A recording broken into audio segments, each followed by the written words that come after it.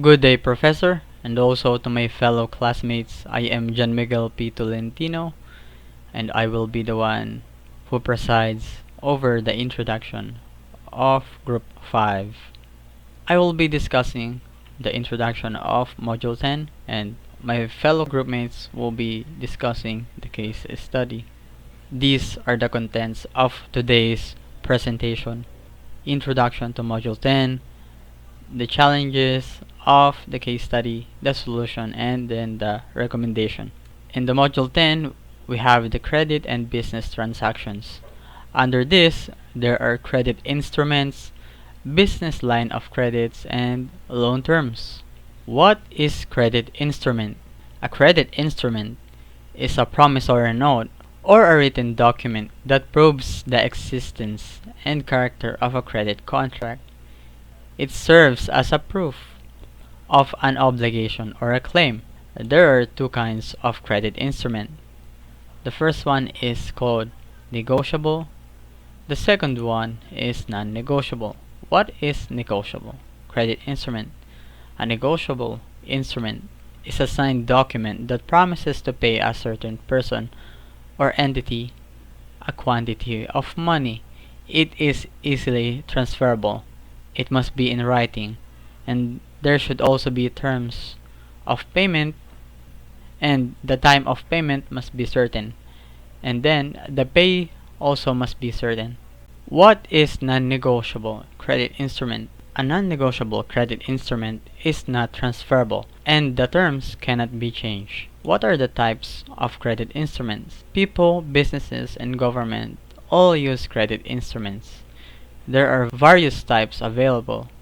This includes bonds, loans, check, and bills. They are the typical example of credit instruments. Now let's move on to business line of credit. What is business line of credit? It works like a credit card, but it is not limited by its characteristics. Business line of credits provides financial access for the company. A company will get evaluated and rated by banks or lenders. Then, these institutions will put a credit limit on the firm. The amount of that will be the restriction on how much money the organization can get. A business line of credit empowers a company to deal with both emergencies and opportunities. It can be used for almost anything the business wants. A business line of credit is versatile. It can be used for almost anything the business wants. It is not limited like a credit card. When you have a credit card, you swipe it when you are ordering in a mall or a restaurant. But that is not how business line of credit works.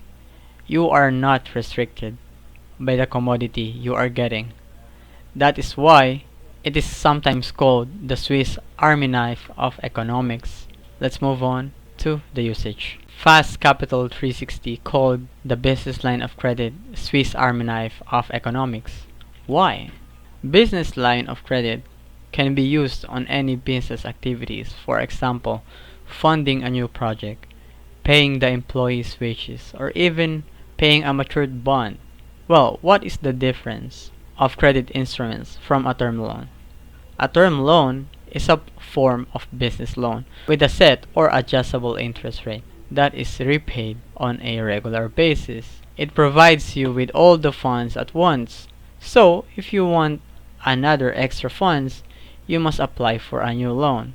The business line of credit, however, is a revolving credit. It means that, for example, your perfume business has a credit limit of 100,000 and you took half of that. If you take another loan, you can at most get the remaining amount, which is 50,000 pesos. After paying the loan, you can take again 100,000 or any amount that is within that limit. This means that you can take loans again and again as long as it does not exceed your credit limit, which is 100,000. You can get 1,000 on your first loan, 9,000 on your second loan, 10,000 on the preceding loan until you get 100,000. It doesn't matter. You can get it on any number as long as you do not exceed your limit. What are the types of business line of credit? There are two types: secured and unsecured. Well, what's the difference, if you may ask? The secured one is simple. We only need to remember that a secured line of credit asks companies to put up collateral in order to get funding, just like a bank. So, if you wanted to get 100,000, you must put up an asset of your company as collateral. So, the financial institution is confident that if you cannot pay, they have something. However, unsecured can be acquired without the use of collateral. That is the difference. Secured needs collateral, unsecured doesn't need collateral. What is the difference between the two? Why not just get unsecured? The secured one has a lower interest. The unsecured one, since they don't need a collateral, they put higher interest rate. Remember, how do we get one? The process is different depending on the type of credit, but there are 5 steps according to Forbes. 1. Determine how much funding you will require. Where are you gonna use it? Some institutions may ask you this. When applying for a business line of credit, you must first calculate how much credit you require, how much money you require, because you only pay interest on what you used on a business line of credit. It's fine to request a greater limit than you'll likely need, as long as you don't become greedy and spend more than you can afford. Number 2, determine your eligibility. What is your credit history? Business revenue, age of business in operation. These are the things that will back up your eligibility. Number 3, find and compare lenders. Banks and credit unions. They give lower interest rate but have a steeper and stricter requirements. Online lenders are easier to apply to but they have higher interest rate. They accept people easier but they have higher interest rate. Check each lender's interest rate, draw fee, payment processing fee, late fee, or even the termination fee. These are the additional fees your company can be charged to, so you have to be careful with them. Some lenders even charge early payment fee. If you pay too early, you will pay a penalty. Number 4, collect all required documents. The documents vary depending on the institution. It is best to contact them before preparing.